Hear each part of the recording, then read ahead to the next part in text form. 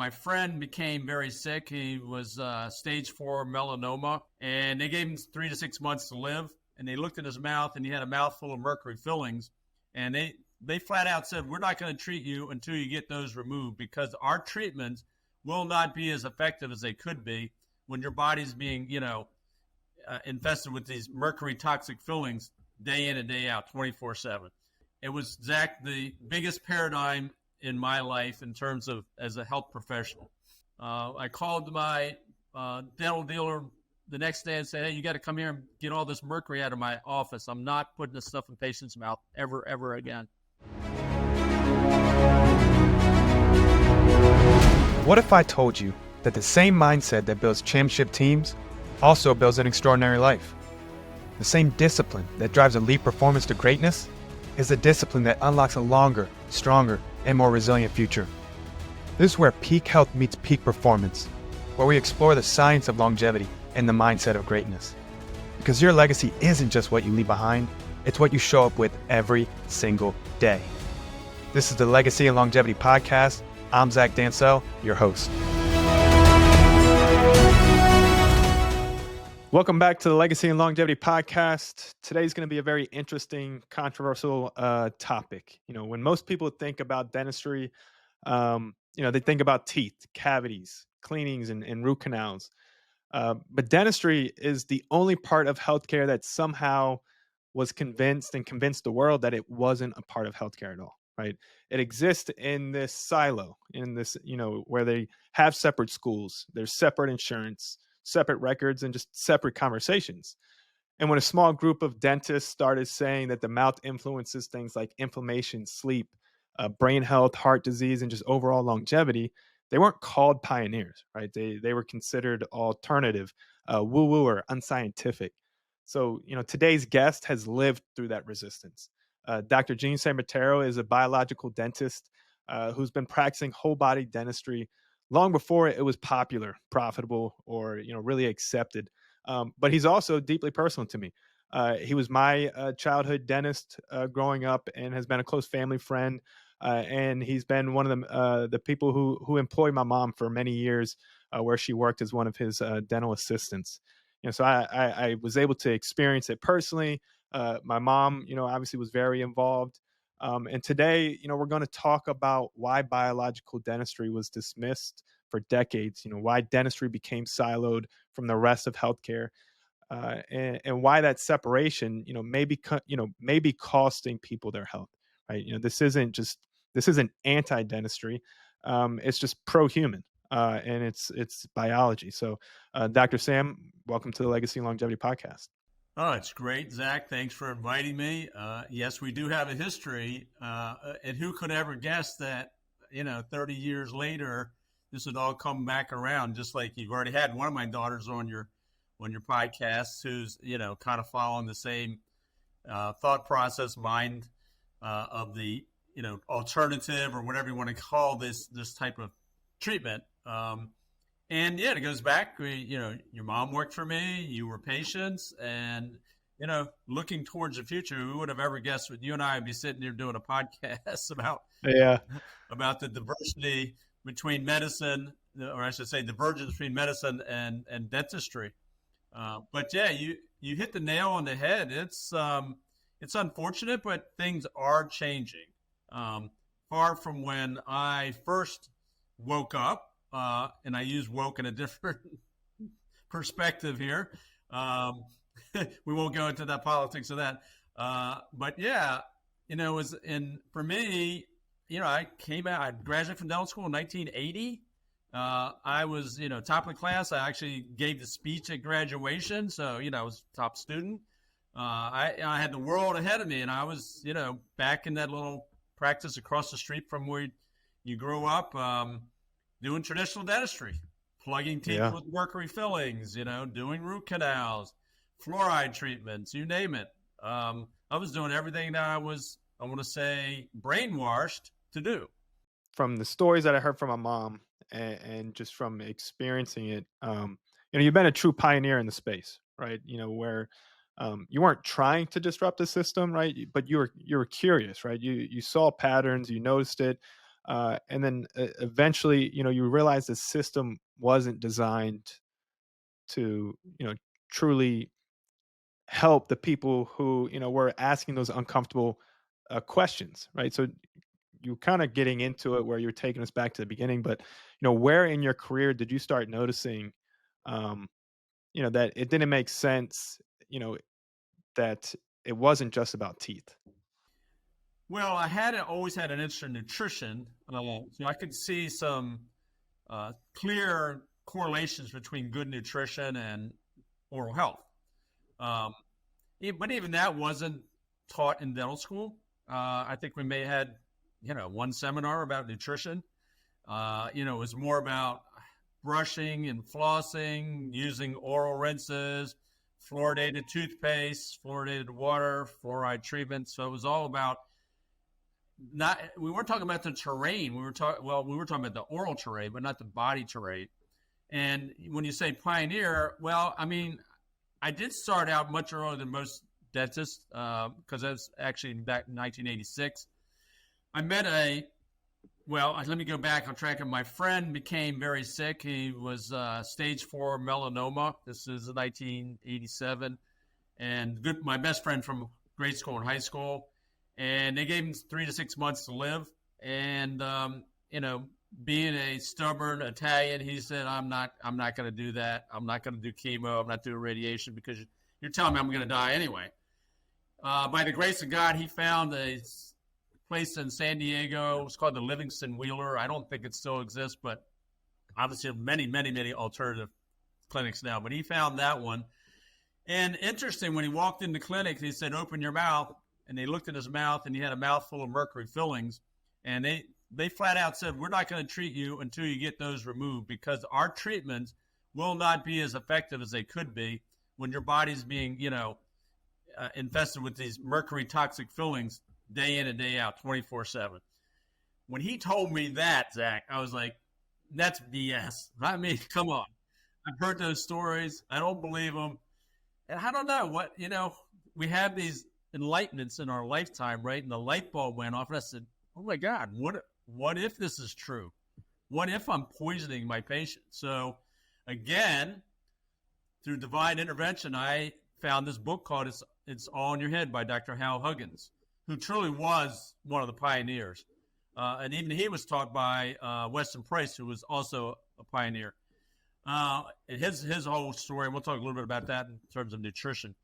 So he wrote this book, It's All in Your Head. I'm reading it. I said, I'm talking to Cindy, who's, my wife and hygienist for 40 plus years. I said, I think we're poisoning our patients. We got to check this out. So I called this guy. I found his number, Colorado Springs, Colorado. I said, Dr. Huggins, I'd love to come out and train with you. It was, Zach, the biggest paradigm in my life in terms of as a health professional. And from there, down the rabbit hole, I've never looked back. And we'll talk about all those other things and what happened that's kind of the answer to your question. That was a turning point. Yeah. And then once that happened, again, my eyes opened up to all the possibilities, even though I know that that's not what my profession was treating and teaching. And I was sort of ostracized because I said I came out of dental school, wanted to be very involved. Actually, the dean of the dental school, when I gave my speech, he says, this guy is going to probably come back and change the world of dentistry. This is after graduation. I said, what? I'm not coming back at the dental school. I'm going to go out and practice. Little did I know that I might be changing it in a way that he wasn't thinking about. Yeah. So that was the turning point. And as I said, never turn back. And we can talk about all the things that then evolved as a consequence of that. But that was an answer to your question. And it was enlightening. And I said, no regrets. I called my dental dealer the next day and said, hey, you got to come here and get all this mercury out of my office. I'm not putting this stuff in patients' mouth ever again. Wow. I mean, it's to your point, right? Where there's times and moments in life where we have these divine interventions, and if something like that didn't happen, right? Just to think of where things would be, where you would be, where just overall dentistry would be. It's it's unfortunate that your friend had to go through that, but at the same time, right? I'm a firm believer that everything happens for a reason, right? Paths get crossed for a reason. People come and go in and out of your life for reasons.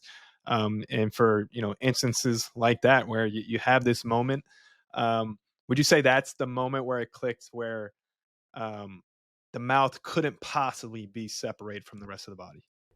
Yeah, it made it clear. I mean, more clear than what we taught in school. Oh, by the way, I have to say, my friend's still alive. Uh, so Well, that's great. again, 40 years later, they gave him 3 to 6 months. Well, I mean, in school, prerequisites for dental school, you got to take biochemistry, anatomy, physiology, all the courses that you did for medical school. First 2 years of dental school, microbiology, pharmacology, anatomy, physiology. And then year 3, you become a tooth mechanic. Like, you forget all the things you learned in the first 2 years.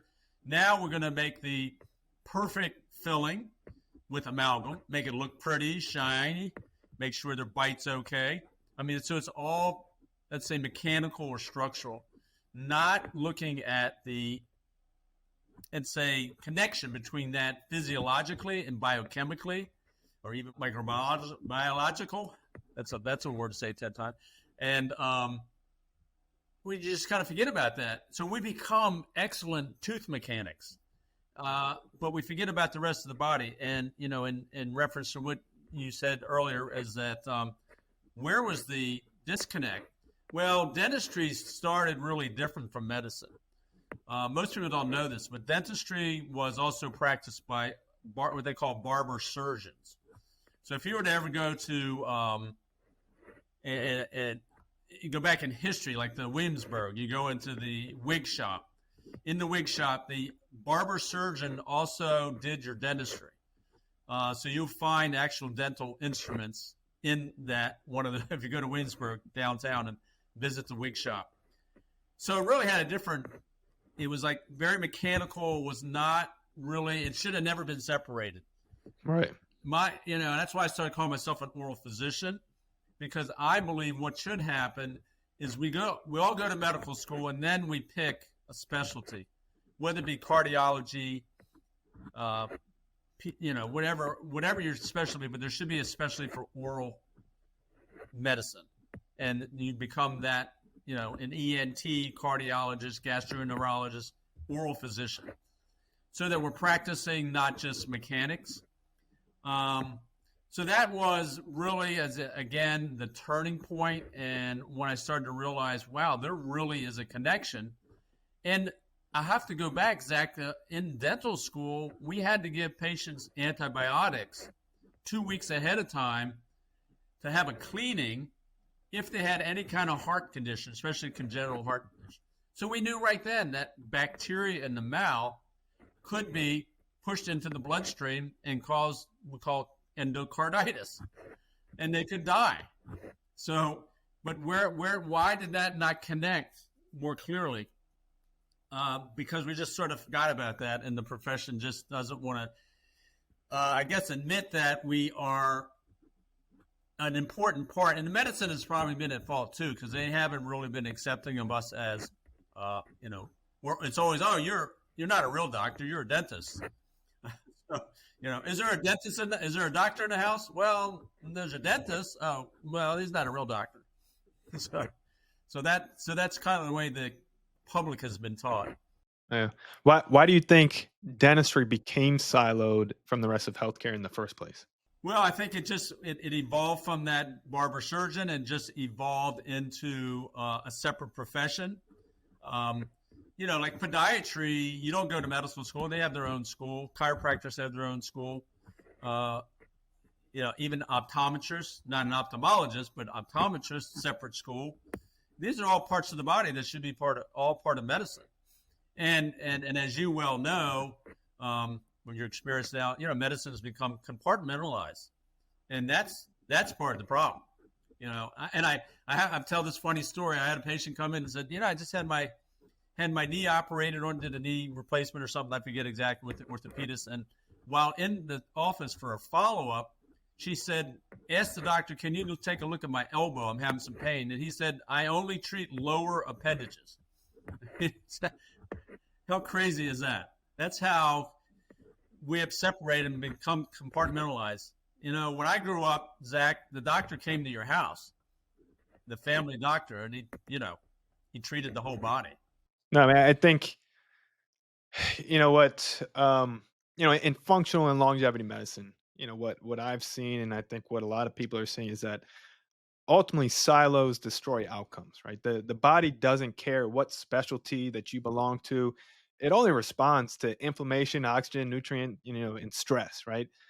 Um, so do you think that the siloing, of dentistry, delayed our understanding of how oral health drives chronic disease, right? Because I mean, that's what a lot of what you're doing and showing, right, and talking about is saying, right, that oral health has such an impact on driving chronic disease that people truly don't understand.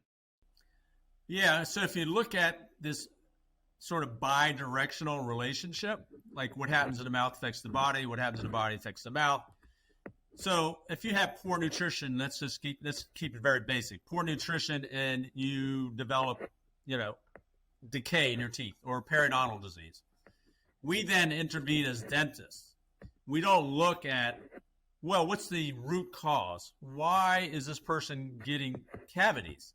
Well, there's a deficiency there somewhere. Is it vitamin D3, K2, calcium? What's going on? No, we're just going to patch that tooth and, unfortunately, put mercury amalgam in there. So now, not only gotten to the root cause, we now created another problem. We may have saved the tooth, but now we've created a toxicity in the systemic health of that patient. And as you know, the body can only handle so many toxins. So mercury amalgam has become a bigger issue now because we're also dealing with, all the chemical toxins in the food and in the air. Yes. So it's all cumulative. So dealing with the air, the food, the EMFs, and now mercury in the mouth is just one more thing to push you over the edge. So it may not have been an issue years ago.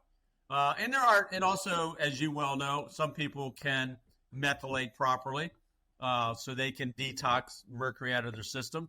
Others cannot.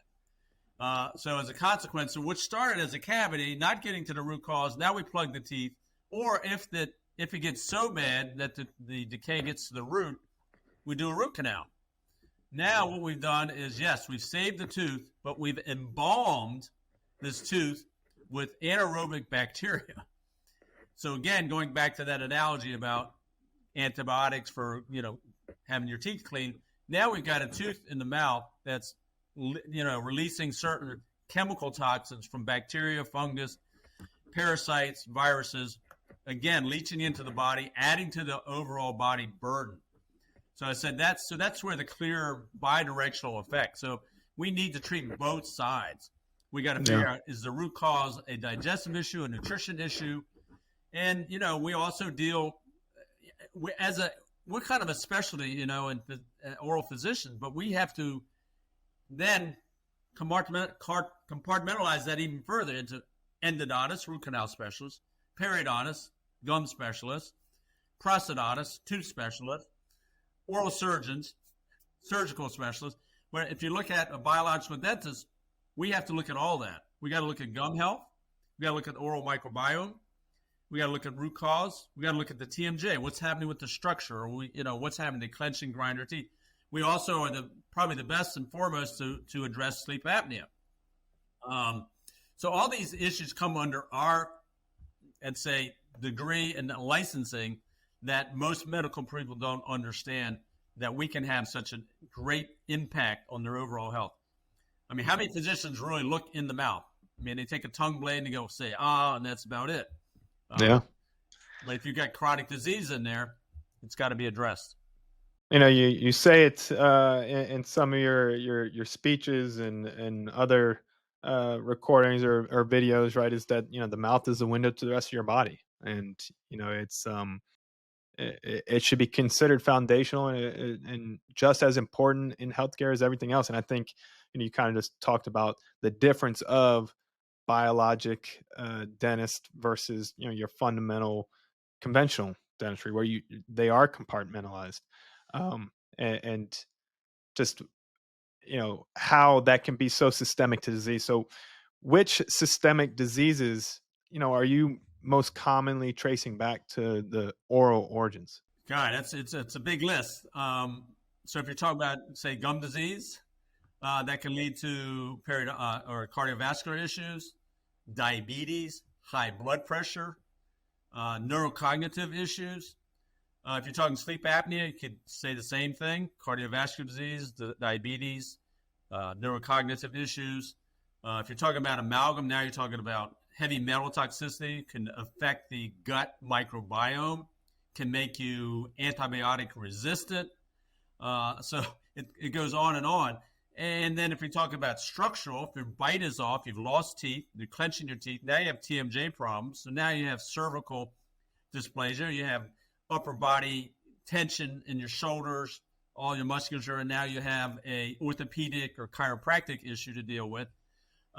Again, separated. So I don't believe you can treat things like TMJ without working with either an osteopath or a chiropractor, because you can't just throw a piece of plastic between people's teeth and expect everything to be improved. So especially if they now have a lower back issue. The temporal bone, works together contralateral to the hip. So if I'm trying to balance out the TMJ, the T part being the temporal bone, without looking at the pelvis, which I can't because that's not my licensing according to the state. Now I can understand it, and that's why I took training with the Upledger Institute and got certified in craniosacral therapy, learned a lot of orthopedic stuff so I could understand the connection.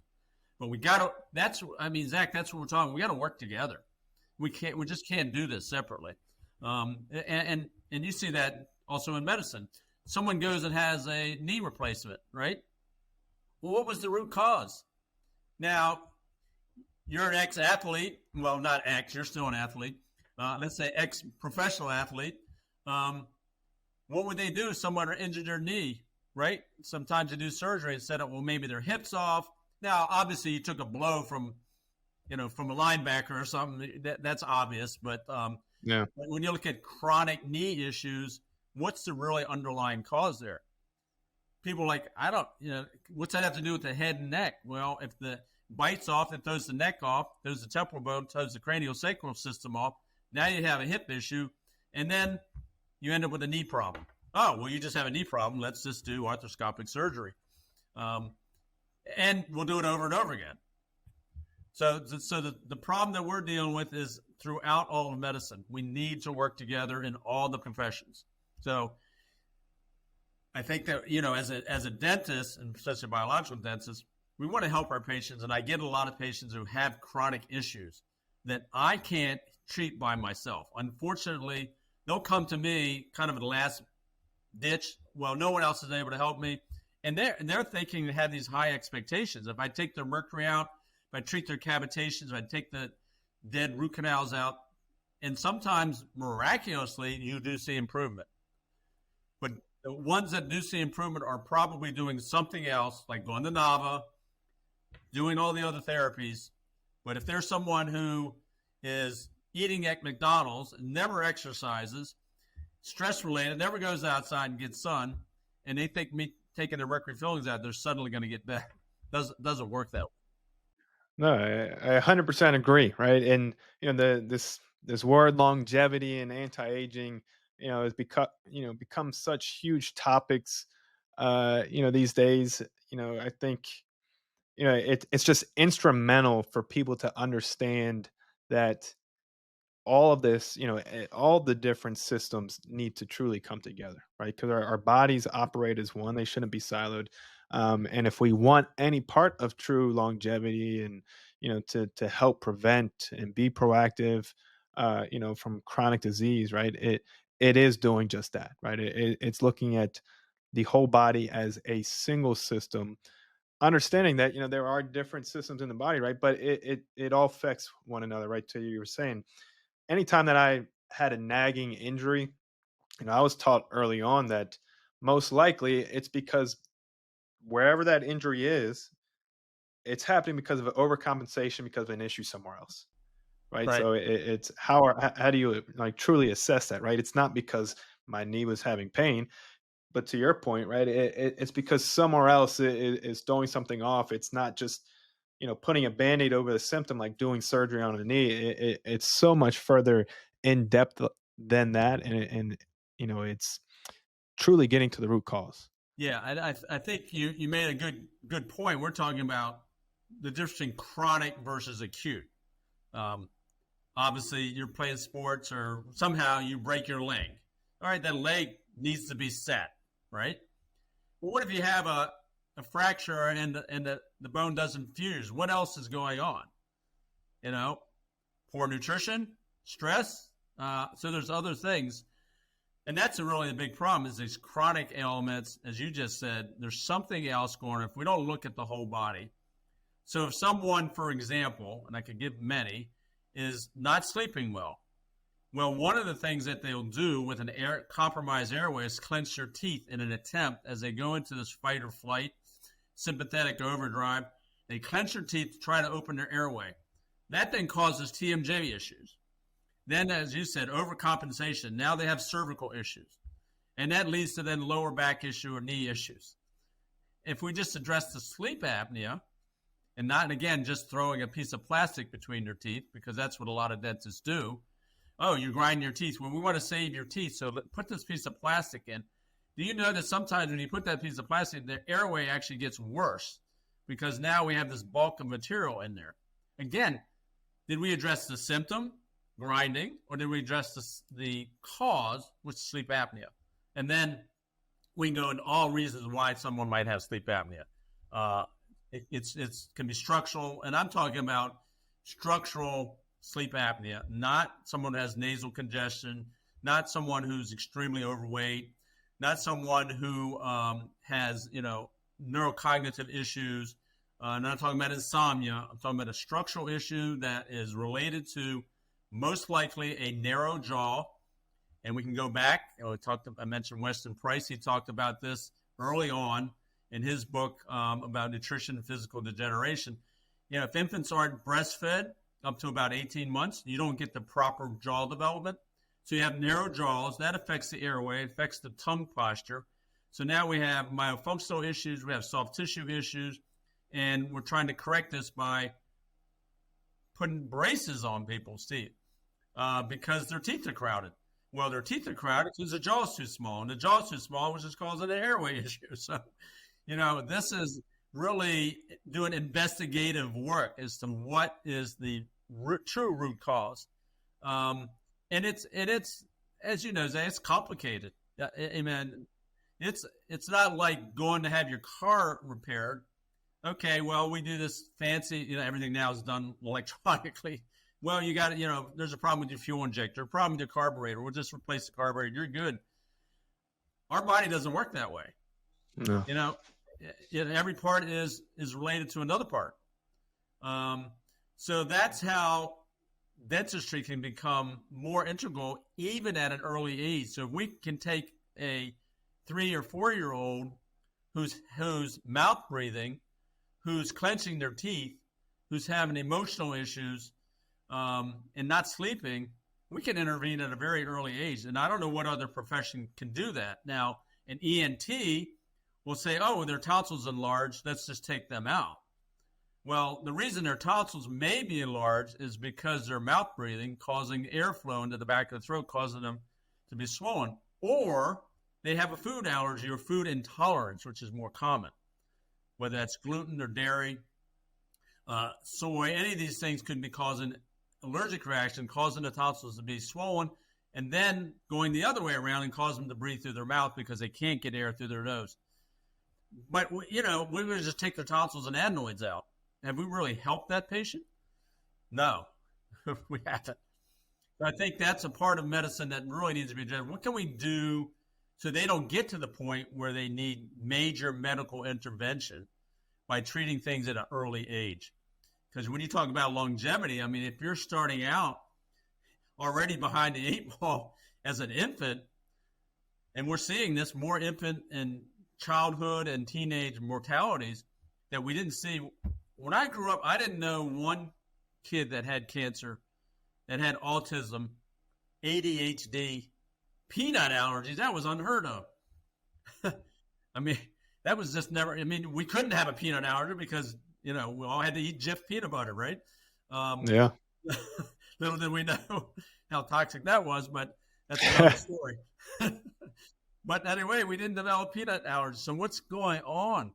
I mean, and you add to that, glyphosates, and I know this isn't to talk about all the things that you are already familiar with and your listeners are already familiar with, but how it impacts the oral cavity is tremendous, because then our food choices, which obviously have to be digested initially, if it's a carbohydrate, has to be digested in the mouth by salivary amylase. Otherwise, you have now GI issues.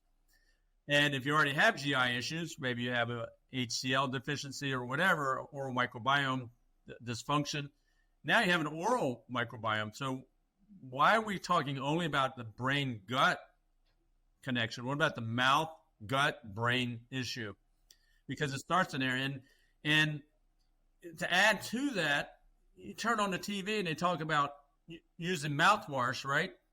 The overuse of mouthwash kills the microbiome.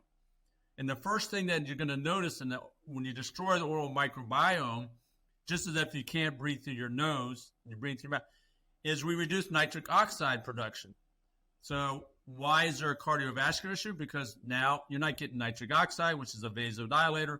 So that then can result in, believe it or not, like overuse of mouthwash can cause an increase in blood pressure. And that's crazy. When I heard that, I'm like, oh my God.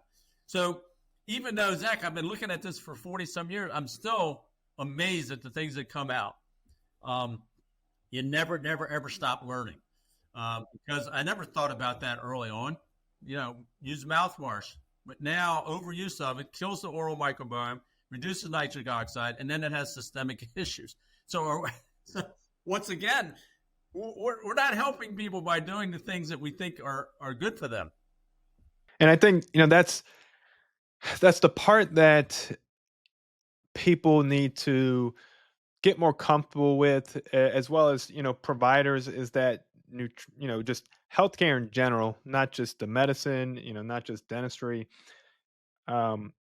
has to constantly evolve, right? The standard of care has to constantly evolve, because we're just constantly learning newer and more things about, things that we've implemented that now are bad for us, right? Healthcare, overall healthcare, it can't be static, right? If you think about phones, the evolution of phones, if you think about the evolution of cars that now drive itself, we have to do the same thing with healthcare, right? Healthcare can't be stuck in a 1950s sick care model saying that this is the best way to do everything, and it not get updated and change and evolve with just how everything else is evolving. So I think healthcare is very slow to doing that. But I think what a lot of the voices like yourself, like what Nava's doing, is doing that, right? Is showing that that I think is a huge critical piece that people have to get comfortable with, and just healthcare overall just needs to catch up a little bit faster with being okay with, it, the evolution, right? Being like water, like Bruce Lee said, we can't be this rock and just continue to accept where healthcare is at today, because it's just getting worse and worse. Right. And, your analogy, like say with phones, computers, look at what the evolution of that, how one, it's improved, the technology improved, but the cost has come down. It's consumer driven. Unfortunately, until maybe more recently, it hasn't been, medicine has not been consumer driven. It's been and I'm sorry to get political here, the AMA, the pharmaceutical companies. I know I can say that because your audience is in the same belief system. Oh, we can talk about that all day. I love talking about that, just because. Yeah, I mean, that's what's driving it. Now, with the internet, good and bad, people are becoming more educated. They're taking self-responsibility. There was a time when a good number of my patients would say, the question was, does my insurance cover it? And now it's like, I'm going to get this done whether they pay for that or not. because I know my insurance is not in my best interest. Right. So Exactly. yeah, so that, as you say, I mean, it's changing, but it's not there 100%. And if you look at automation and things of like phones and computers, the cost came down, but not in traditional verse and even complementary medicine. It's all gone up. So Right. Yeah. even if someone wants to try alternative medicine out of pocket, they just might not be able to afford it, even though they know it's the best treatment. I mean, I've had patients go, "Is this going to be covered by my insurance?" And I go, "Well, we don't take insurance, so I don't know." Well, I can't afford it. I'm going to have to go to a dentist that takes my insurance. And I think these are people who are somewhat, I mean, they're not 100% on board, obviously, because they'd find a way to pay for it. That's what I believe. But I don't want to judge people. Sometimes I don't know what their financial issues are, and sometimes they strictly can't afford it. But we need to make it so it's available for everyone. And I think Yeah. we are seeing a trend and a movement in that direction, thanks to the new Secretary of Health and Human Services, Dr. or Robert Kennedy Jr. I think that's definitely going to make a difference. We're already seeing it, but it's still a slow boat, right? And places like Nava, who are introducing these novel things like stem cells and exosomes and hormone therapy, and looking at it from a whole body approach. We'll get there. Yeah, no, we'll definitely get there, and a lot of the things that when clients bring up will my insurance cover this? It's I think it's just right now it's just the lack of knowledge or education is out there just because we've been accustomed to a way of doing things for so long, that it's going to take time to re-educate and retrain and reshift just the mindset. But a lot of times we have to tell clients should be treating your insurance similar to car insurance, right? You don't expect your car insurance to pay for your routine maintenance to make sure that your car has its longest lifespan, right? Right. And but it's there for an emergency. It's there for an accident, right? That's kind of how we have to reshift our mindset with health insurance, right? It is there for an emergency because it is beneficial for those certain acute catastrophic events. Absolutely. But in terms of healthcare, right? In terms of health span, um, it's not right. It's just not how the system has been built. It's the system is built, unfortunately, to profit off of sick care and disease management right now. I think eventually with the new political state and HHS that it is going to eventually evolve. And I just think healthcare or the system hasn't figured out a way to profit off of healthy individuals, right? That I think that's what they're trying to figure out. I think at some point it'll flip, but until then, I think people need to reshift how they view insurance. Right?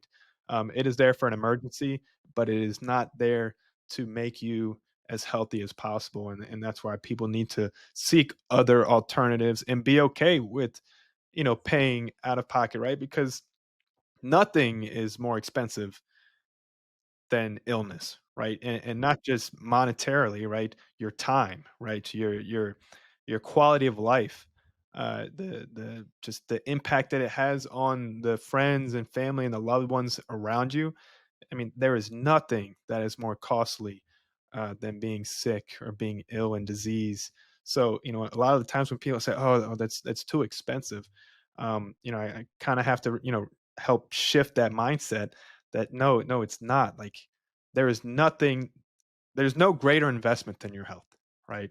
And people are coming around to that, and there is more people accepting that out of pocket, and we'll get there, like you said. It's just going to take some time. It's a long haul, but yeah, because of NAVA and biological dentists, all working together, the other alternative care practitioners will get there. I think I heard somewhere the number one reason for personal bankruptcy is related to some health issue. I mean, that's insane when it could have been prevented. But look, you end up in the, the ICU or something, and it's, your bill is $60,000, $70,000. Insurance will pay most of that, but they won't spend a dime on good nutrition or supplements Yeah. that could have prevented that. So really, it's kind of crazy, because if they looked at the big picture, they'd actually would make money and save money. The cost of hospital stay. Exactly. Like the data and the statistics are there. Like you were saying, the number one reason for personal bankruptcy is medical bills. It should tell you everything, that investing in your health is not expensive. It will be the best investment that you could make. So, kind of got a little bit off tangent, but I think it was much needed had Yeah, I think it's discussion. all related. I think It is all related. yeah, I think, yeah, we got off the tracks a little bit, but about the oral biology and biological dentistry, but it is all part of the same system. And, I can say, I'll have patients come in and I'll do some treatment on them. They're like, well, how long is this going to last? I'm like, I don't know. How long do your tires last? Do you ever have to have those replaced? Well, yeah, because you're using them, and your insurance, so your insurance doesn't pay for that. Let's look at why or what happened to get you at this point, and what can you do to help me help you, to say, put me out of business. Okay? If everyone did what we recommended, we probably still wouldn't be out of business, because people, it's not going to happen. And because we cover so many things, from oral infections, which, as you mentioned earlier on, inflammation. The key is inflammation. If we can't reduce inflammation in the body, and if its causation is the oral cavity, they're not going to get well. That's the bottom line. I once heard a speaker at a conference that, people die of two things: inflammation and trauma. And the people who die from trauma die from inflammation. So why is oral inflammation not as important as everywhere else in the body? And when I see people with these systemic issues, say Lyme or mold or autoimmune or other systemic issues, no one addressed the inflammation in the body. In the mouth. So they're looking at every other part. Well, the mouth could certainly be an issue, for sure. And the really cool thing about this, Zach, I can look in the mouth. I don't need a lot of fancy technology unless I want to look at bone pathology. I can look in the mouth and see if it's somewhat healthy. If I see red, puffy gums, that's not a healthy person. If they're not already, they're going to have cardiovascular issues, as I said, high blood pressure, diabetes for sure. There's definitely a bidirectional relationship to that. Even look at, because you all do a lot of hormone therapy, and I don't know, you may or may not be familiar with this, something called pregnancy gingivitis. So why do women, when they're pregnant, have puffy, bleeding gums? Because of the hormonal changes that's occurring. It goes away after the birth, which is fortunate. But someone who's not pregnant, why do they have bleeding, puffy gums? Something else is going on. So is it systemic inflammation? Is it hormonal? Is it digestive? What exactly is causing it? Now, I'm not going to downplay oral hygiene. Someone who's not brushing and flossing, that's under certain circumstances, there are people that do have certain resistance to disease. We see that both in medicine and dentistry. They can neglect their bodies and they don't have a problem. And I don't know if we'll ever figure that out. This obese person eating McDonald's, never exercises, and they live to 85 or 90 years old without any issues. But that's an exception to the rule. That's not Right. That's not the general population. And we can't, but medicine will also, or TV will, mainstream media will point out to those exceptions. Or, hey, let's take this medication and you're going to live longer because we now reduce this symptom. But now we created 9 other problems, so we need 9 other medications. So I think the key is, without going off the tracks, but if we don't look at the oral cavity as part of the body, we're not going to be able to treat this chronic inflammation that's rampant in everyone's body. Yeah. I think, one of the things that I want to make sure people, truly understand. Like we talk a lot about the gut microbiome these days, um, but people don't understand that your mouth also has an oral microbiome. Which obviously it's the first gatekeeper of our entire system. Like you said, the mouth is the window to the whole system, or the door to the whole system. Talk to us a little bit more about the oral microbiome. What type of testing and how you view the oral microbiome as should just as important as the gut microbiome. Before we continue, I want to share something deeply personal. The real reason my family started Nava Health. Over a decade ago, my mom was on her deathbed. Her organs were failing, and the doctors told us there was nothing they could do except keep her comfortable. In that moment, everything changed. We realized traditional medicine had limits, especially when it came to proactive and preventative root cause medicine built for long term health span and lifespan. At Nava Health, we take a data driven precision approach to longevity. We test over 90 biomarkers to uncover exactly what's happening inside your body, and we build a personalized plan designed around your unique biology. Because fatigue, brain fog, weight gain, they're not random, they're signals. And when you listen, your body can heal. This is functional longevity medicine done right, comprehensive, proactive, and built to help you feel and perform your best at any age. Go to navacenter.com and take control of your health today. Now back to the show. Yeah, so we're going to look at the mouth. As I said, we're going to, we actually do look in the mouth. If we see bleeding, puffy gums, we suspect there's infection there and inflammation. If they have a root canal or infection in the jaw from a root canal or cavitation, we suspect there's infection and inflammation. How is the body's ability? And of course, everyone has a different physiological adaptive range, and some people could have 10 root canals and not have a problem. The next patient has one root canal and has all these chronic issues. So we will, especially if they have a chronic issue that seems to be going unresolved, we can test. We can test for the microbiome in terms of gum infection. So there's a thing called the oral DNA. It looks at 12 different pathogens that could be contributing to systemic disease. It's a simple test. It's a swab. You send it off to the lab.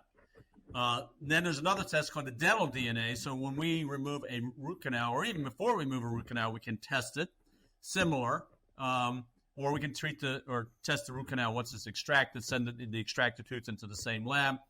Or when we open up the jaw for cavitations, which are as a result of poor healing after having wisdom teeth out, most commonly wisdom teeth, we can send it out. And they'll look at the dental DNA looks at 96 different microbes that might be creating systemic issues. We get the reports back, and no kidding, Zach. I mean, when I see it, I'm still amazed.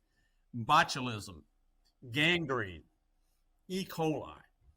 Because I'll get dentists who say, well, you know what? The mouth is full of bacteria. I said, absolutely. So is the gut. We want it to be healthy bacteria, not anaerobic bacteria. Or we don't want fungus. We don't want parasites. These are things that are showing up. And why do they show up? Because of the terrain. When you create an anaerobic environment, whether it's a root canal or a cavitation, these things are going to flourish. They love to be in an area where there's low oxygen and the body can't get to it. So we have this testing, which is very important because now we can show them, objectively, quantitatively, what's actually in their mouth. And when they see these reports, they're ready to move forward. And recently, maybe the last year, we're now testing for Lyme spirochetes. We're getting back Babesia, Bartonella, Ehrlichia. These things are in the jawbone. How in the heck does that happen? Well, because all bacteria are pleomorphic, they can change from aerobic to anaerobic. Just create the perfect terrain, perfect environment. And this is going on in your mouth. And the challenging thing, Zach, is that a lot of times there's no pain. There's no swelling. There's no fever. These are all signs of infection, right? They're not swollen. Well, I don't have a fever. How can I have an infection? Oh, and by the way, could I just treat it with antibiotics? No, you can't, because the antibiotic cannot get, and even if, let's say, it could get to that site where the infection is, it's going to come back as soon as you go off the antibiotic. because it's still, you haven't changed the terrain. The only way you change the terrain is you have to treat it physically. Remove the infected bone or infected tooth, allow the body to heal. Then the body can do what it's meant to do. So it's a healing body, right? It intrinsically has this healing ability. And we didn't even get into, we were talking about biology, physiology. We didn't talk about the energy field, how the energy of the body in its innermost knowledge knows how to heal itself. You just got to get rid of what we call, and you probably do use the same, interference fields or impedance. Something's impeding the body from healing because we are more electrical than we are chemical. And I always tell patients, look, the way to understand is that when they check your heart rate, what do? EKG, electrical. Brain, EEG, electrical.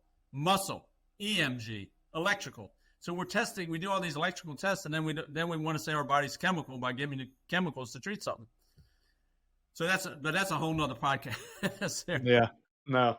I mean, all of this is obviously, it's so interesting to just continue to grow and learn and be able to provide a platform where people can also learn about this stuff. Why do you think that this idea of this, of silent infection, like with root canals, has created just has created so much backlash? Well, interesting, as a lot of this work was done initially by Dr. Weston Price. He was the leading researcher for the American Dental Association. So he did these intrinsic studies showing the dangers of root canals. I won't go into that. You can read about them online if somebody wants to have more information. They didn't like that because who does root canals? We as dentists. So if I'm doing a root canal, I don't want to be blamed for causing some systemic issue. But the research is there. And then just to kind of correct what's going on in the market now, a lot of dentists, even biological dentists, are saying they're doing biological root canals. And I call that an oxymoron. And I've debated this with these biological dentists. I said, well, how are you testing them? So they're doing it with lasers and ozone. I said, that's fine. That's a better way to do a root canal than the traditional. But how are you testing it? We have the oral DNA. We have the dental DNA. We can test these teeth after you do the root canal.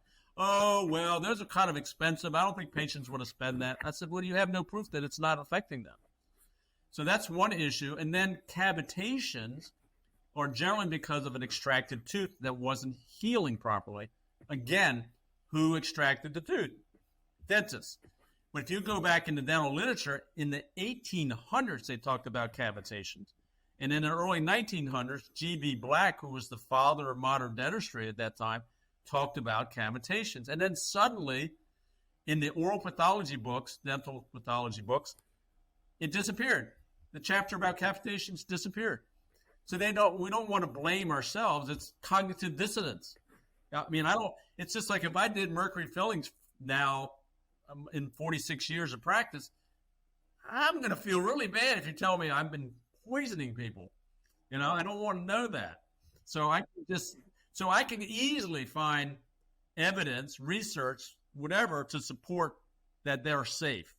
To your point, right? It comes down to, people don't like being wrong. They don't like admitting that they made a mistake. It's kind of like with the Women's Health Initiative. Why did it take 20 years to finally come out and say that hormone therapy doesn't cause cancer, when done properly, that actually it's extremely beneficial in prolonging and extremely beneficial for women's healthcare long term, right? They've had studies and research for years and decades that the Women's Health Initiative was wrong, but it took them 20 years and generations, unfortunately, had to experience and be impacted from such life-changing, life-saving treatment. It came down to, they didn't want to be wrong. Well, and who could not think twice about using horse urine for hormone therapy? Did that even make sense? No. But like you said, it was something they supported, and they weren't going to say, hey, we were wrong. Well, there's nothing wrong with saying you're wrong. I mean, we don't come into this world as perfect human beings. We make mistakes. We make bad decisions. Stand by them. And I think, again, not to get off on track here, that is what's happening in our society. Nobody wants to take the blame for anything. Everything that happens to me is because of somebody else or some other event. No, I have to take personal responsibility, just as I have to take personal responsibility for my oral health and my overall health. And if I have bad oral health, I can't blame someone else or the system on it, even though the system may be contributing to it, but I have to take personal responsibility. And I think until that happens, we're going to see a slower shift than we were just talking about. But once everyone's on board, it'll fly because there won't be any other system. This will be the system. And I always wondered why they called this alternative. I think the other traditional should be called alternative, right? Yeah. Because even in the history of medicine, homeopathy was prevalent, acupuncture was prevalent, until, of course, they got rid of all the homeopathic schools. And speaking of, I just want to make sure I get this in. Speaking of acupuncture, all the teeth in the mouth are on meridians. This was clearly shown by Dr. Voll, acupuncturist out of Germany. So here again, an energetic electrical connection between the tooth and every organ system in the body. So we talk about systemic going through the cardiovascular bloodstream because the mouth is very vascular. And people don't realize, how vascular is it? Well, what happens, what's the quickest way to get something into your body other than IV? Under your tongue, right? Heart attack, nitric oxide, nitrates, they give you under the tongue, right? So it's very vascular. So anything in your mouth can enter the bloodstream very quickly. But then again, I said, look at the meridians that connect all the organ systems. So if you have a bad root canal on, let's say, upper left molar, it's connected to the breast. And I see patients come in with breast cancer and they got a root canal on that meridian. Is it connected? You know, and I try not to paint a panacea. Like this is just a piece of the puzzle. I try to explain that to people. Like, don't come here and think that what we do here is everything. It's only a piece of it, but it's a piece, Zach, as you started off with, that got disconnected. So let's bring it all back together. No, I think it's a piece, right? Just as if every other area of healthcare and in the different systems, bodily systems, is a piece that all needs to be looked at as a whole. And that's where I think whole body wellness really needs to come together and play its part. One thing that I think people don't truly understand is just how important nutrition is, not just for health, right, but for our teeth as well. Teeth don't just decay in isolation, right? They remodel, repair, inflame, based off of our nutrient availability, the cellular energy. So talk to us a little bit more about why nutrients like vitamin D and K2 and omega-3s are so critical for oral health. Yeah, I'm going to start that conversation quickly and go back to talking about Weston Price. Everyone should read his book. So, and you probably know his story. He traveled around the country. I mean, this is in the 1950s, 40s and 50s, and found certain civilizations, not industrialized, who had no cavities, no gum disease, and perfect jaws. So that's not a place you want to set up a dental practice because there was no dentistry to be done. Yeah. What he found within one generation of introducing processed food or the SAD diet, gum disease, tooth decay, smaller jaws. So, yeah, you can't underestimate the importance. And the main things he's talked about was vitamin D3 and K2, and then, of course, the essential omegas for good oral health. So those are the foundational things. And of course, obviously, calcium, magnesium, boron, silica, all those things help a good oral, healthy mouth also. So, but people underestimate that, and they're not, getting it necessarily from their food. People say, oh, I don't need to take supplements. I can get it from my food. Well, good luck. The food's not what it was for our ancestors. So you got to supplement. And then I hear people say, I take all kinds of vitamin D. And I'm like, what are you taking? Well, I take vitamin D2. Okay, well, it's the wrong D. And then you need to take D3, and you got to take it with K2. And that was the work of Weston Price also. That was like the missing piece. that people weren't understanding, that you can take all the calcium and D you want. If you don't have K, you're not going to drive it into the bones and into the teeth. And as you mentioned, why are teeth breaking down? It's, enamel is the hardest substance in the body. So if your teeth are breaking down, what else is breaking down that we can't see? So if we're talking about longevity or healthgevity, use the teeth, as we talked about, VO2 max as a good measurement of longevity. How about healthy teeth? That's a pretty good measurement. Yeah. No, I mean, it's 100% accurate, right? It all plays a part, and that's, the message that we want to keep driving, right? Is that it's not just focusing on one area of health. It's to be healthy, to have longevity and health span. It's truly, focusing on the whole body, and that's not leaving out the mouth. It's not leaving out your teeth. Um, so yeah, um, you know, I want to address the whole, woo woo controversy, right? Because you were practicing biological dentistry early on, right? Way before I mean, it's not mainstream now, but it way before it was even really making the head that I think it's starting to make now. Um, how was your work received by the traditional dentistry or the association at that time? It was not well accepted. As I said, I came out of school as a top student. I got involved in organized dentistry. The ADA, the Maryland State Dental Association. And then things shifted when I continued to go to these meetings for a short period of time after I discovered, and I wanted to share this with my colleagues, and they just shut me down. When I started talking about the dangers of mercury and fluoride, oh boy, that was like a major controversy. So I actually had a dentist tell me, you must not have graduated from dental school if you believe fluoride is not safe. I said, I actually did that. I didn't graduate. Just because I don't have the same belief system. I could say the same thing to him. Like, you must not have graduated. Yeah. Well, actually, you did graduate because you were brainwashed to believe that fluoride is the answer, the greatest public health service ever pushed on us, obviously. I never had a say in it. Yeah, I want fluoride in my water. And I wrote and going back, you say early on, because in the late 1980s, I wrote an article that says fluoride is not a deficiency in the body. So there's nowhere in our biochemistry do we have fluoride. Why would we put that in our body? It's a toxin. So, Yeah.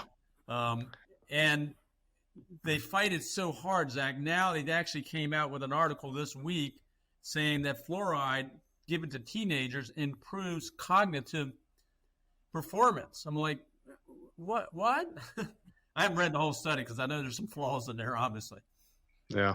So, yeah, it wasn't well accepted. So I then had to search out things like the Holistic Dental Association, the International Academy in Oral Medicine and Toxicology, and the International Academy of Biological Medicine and Dentistry. So there's three basic organizations. And so I spent my time studying with them and Dr. Huggins. So I never went to another ADA or Maryland State Dental Association meeting or Howard County Dental Society. Yeah.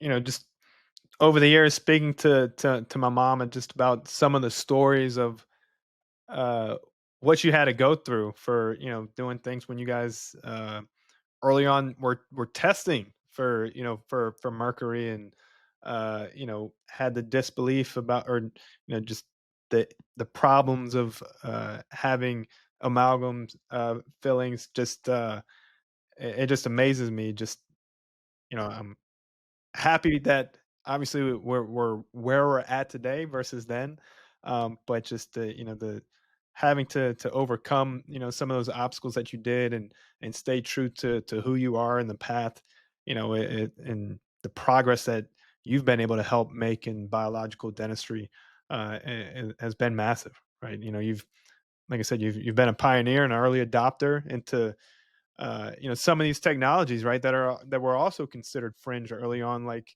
um some of the lasers and the thermographies that you're using to detect issues.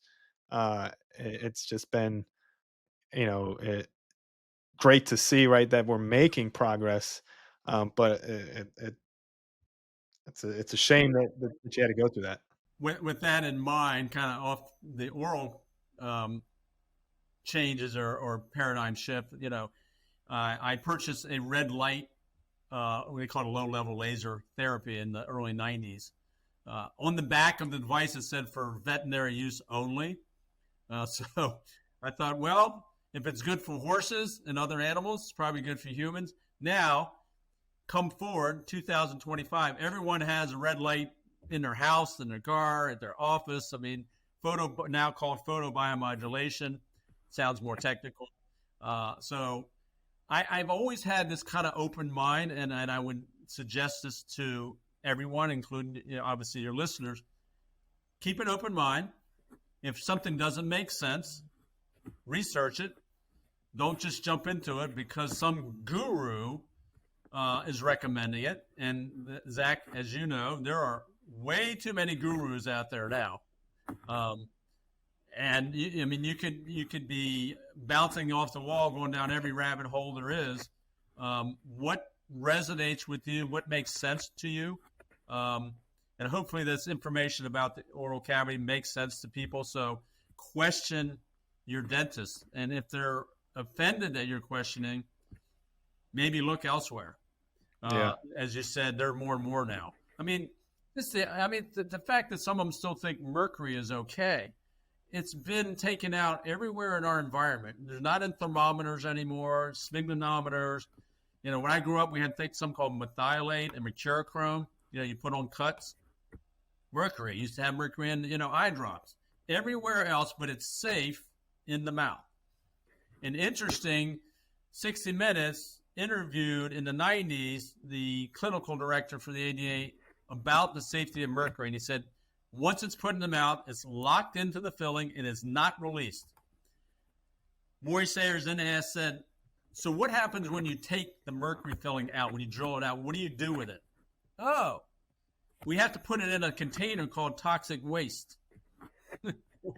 Well, it was safe a minute ago when it was in the patient's mouth, but now it's in the environment, it's toxic. And we were early on actually collecting mercury. When we took fillings out, we had a separator so it didn't go into the wastewater. It's now, that was in the 90s. Now it's mandatory in the state. So they're just slow to get, up to where we should be. But people like the biological dentist and people like yourself with NAVA, we're moving this train much faster than it was in the past, for sure. Yeah, I 100% agree.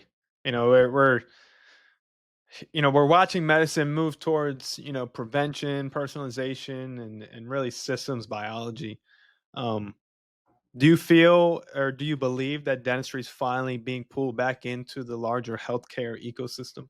I think so. And I think a lot of it is, again, consumer driven and with, more companies like yourself who are looking at root cause and whole body.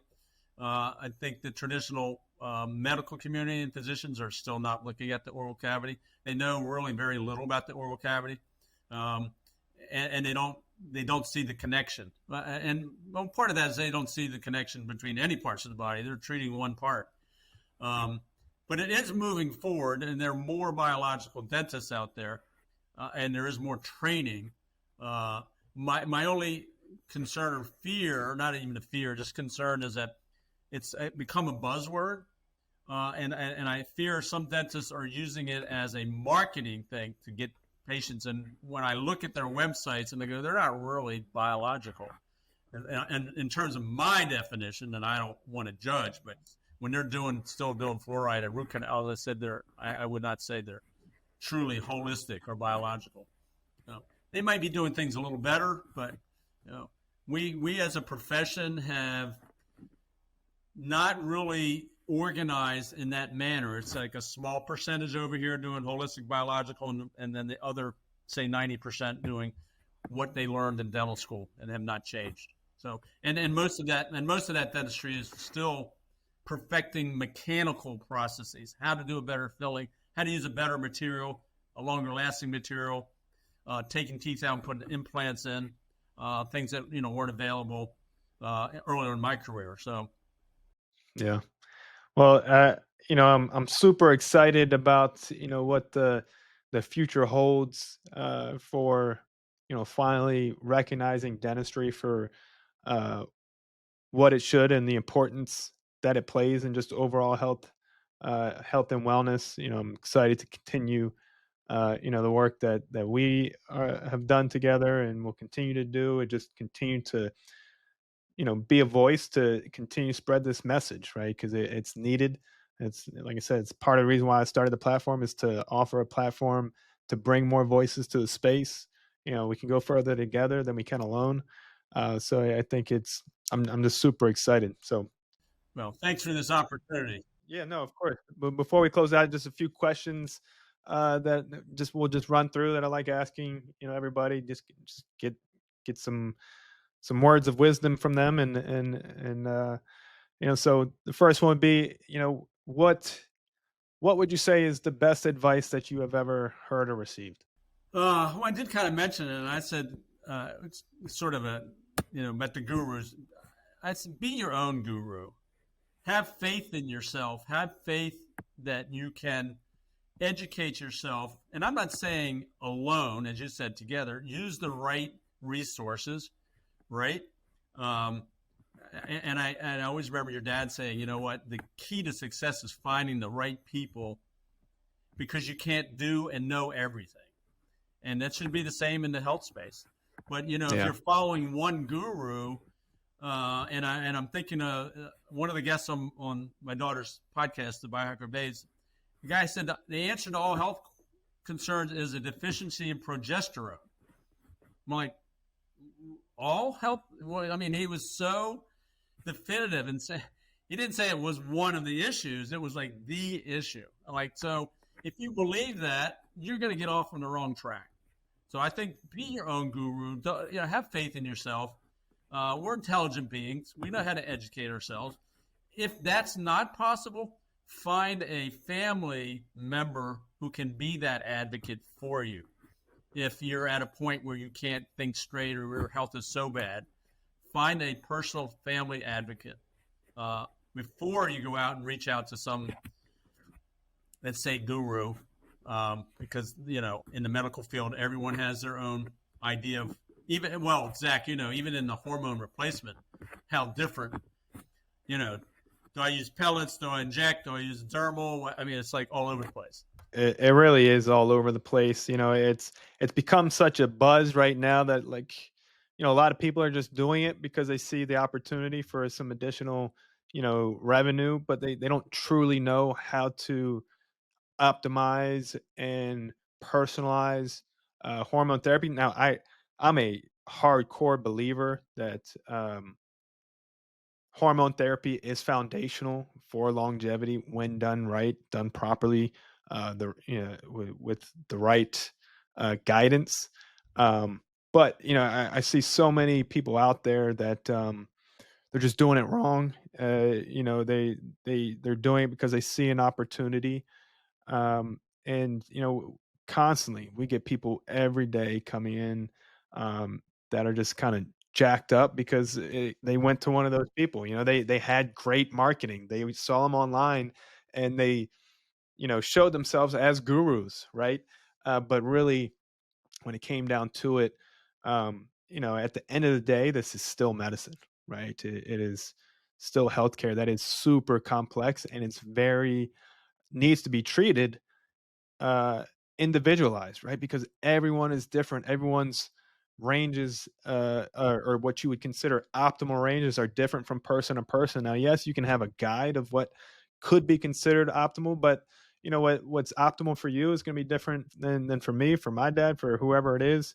And it needs to be down to that individual, and to find that, and you can really only find that with working with a group or someone who has the experience, has the knowledge on how to really look at the full picture, right? Because you could do testosterone all you want, but if you're not optimizing your diet, nutrition, inflammation status, metabolic status, it it doesn't matter, right? You might feel benefit for 6 months, but then you're going to go back to feeling like crap just because there's so many other things that have to play a part when treating the whole system that most people aren't doing, right? Like these TRT clinics aren't looking at that. They're just prescribing TRT.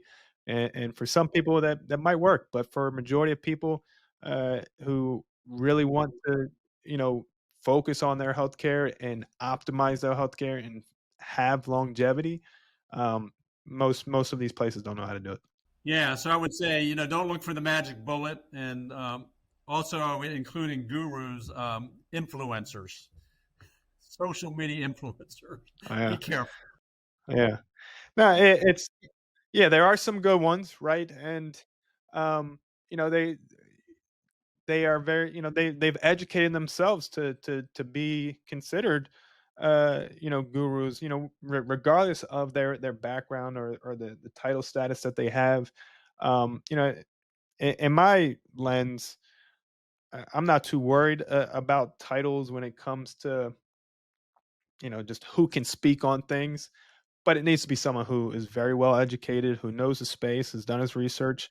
Because to my concern, I see nutritionists who are just as educated and knowledgeable as a lot of doctors, a lot of nurse practitioners, and I think it comes down to people who truly care, who really want to be the change, and like yourself, right?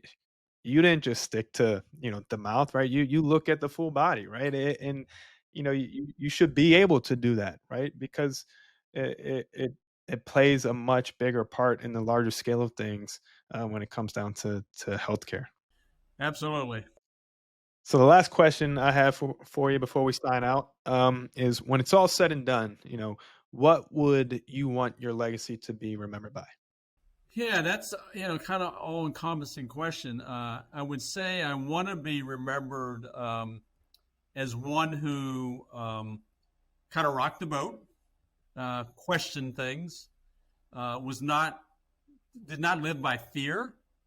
I don't like the fear that's being put out there about many things. We don't need to go into all those issues, but be your own self. I've always been myself, and I want to be remembered to that. So someone says, what was the one thing we remember about Gene? He always questioned and would go against the tide, no matter what the paradigm was, and that's really what I want to be remembered. And I think I'm seeing that already happen with my two daughters. Um, so to carry that on, so that's a legacy well worth it.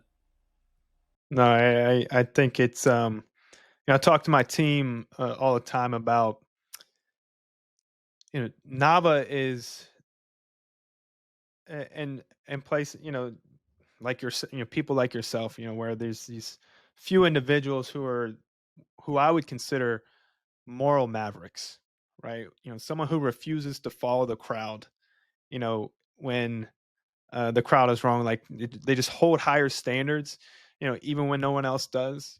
Acts on principle, not just what's popular, and chooses integrity, right? Just over acceptance, right? Being able to question and be curious, even though when it would be easier to stay silent than to speak the truth. So it's I think that's very admirable. Well, I think this conversation has been amazing. Obviously, we could probably sit here for hours and hours and talk about this. You're clearly passionate. I'm clearly passionate. And so, we'll just have to have another episode. But uh, thank you for just taking the time and spreading your word and spreading the knowledge. And I'm very happy and interested to see the next steps with biological dentistry. Yeah. Well, Zach, I can't thank you enough for the opportunity to help get the word out, because your question was, how is this going to evolve? And it's because of people like you and that are willing to talk about it. And you have an audience, so a lot of them are probably educated about this, but hopefully I gave them some other information they may not have been aware of. So All right. Well, we'll talk soon.